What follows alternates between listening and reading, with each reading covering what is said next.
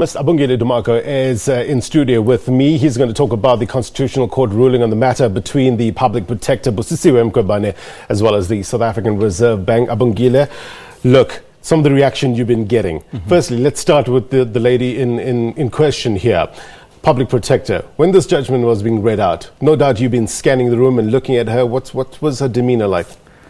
One couldn't help but think that she was kind of shocked. She was, in a position where she was like, she can't believe what she was saying, as she was hearing, in fact, as Justice Sisi Mkhwebane was delivering the judgment, labeling her somebody who has actually, taken south in as far as the investigations is concerned, not taking into consideration all those involved parties in terms of coming to the conclusion that, of course, the mandate of the Reserve Bank must be, amended. Things like the fact that the High Court in Pretoria, came to a conclusion that her report must be set aside, and it was actually misleading in as far as her findings were concerned. You could see that there was a shock in her face. Of course, she didn't see it coming, and of course, looking at the fact that now she has to pay that 900,000 rand in legal fees on the very case. Quite a scathing report, judgment by the Constitutional Court today.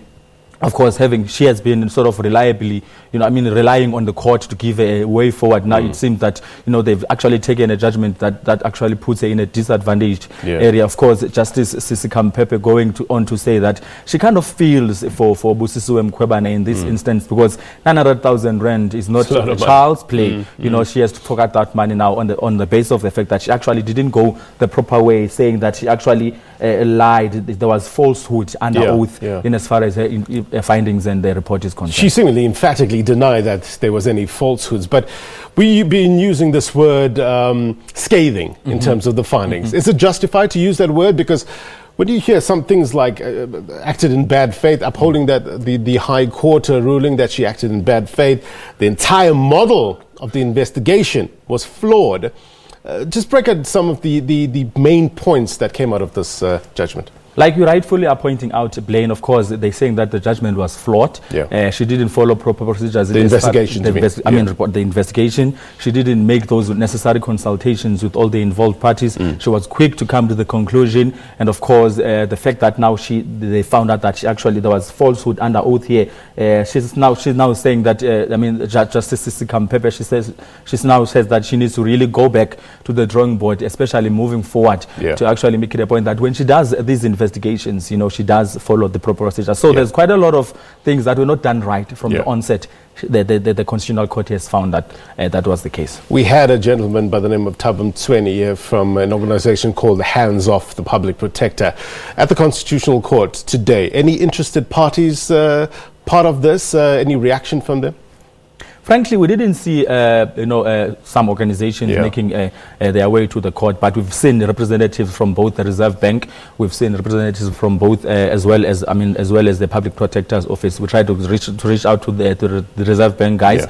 Actually, we got communication from them saying that, we are going to browse through the judgment. We'll hand out a statement later in the day to get to give a reaction as the Reserve Bank in as far as this is concerned. Of course, one would argue or say that they have won in as far as this judgment is concerned. Because this is it now. This is the highest court in the land. And of course, Busisiwe Mkhwebane now can appeal the judgment. We also understand. So they are in a position to sort of celebrate, if you like. But on the other side, Mkhwebane now has to really go back to the drawing board and actually sort of pave the way forward now, moving on. She claims that she's going to study the report. She'll come back to us as the media and give a comprehensive response, because she believes she's done all what that was required of her. Okay, we dealt with the pressing issues. For those who are watching now and say, what on earth are you guys talking about? When Palesa was talking to a few people there, people struggle to understand the legal aspects of this case.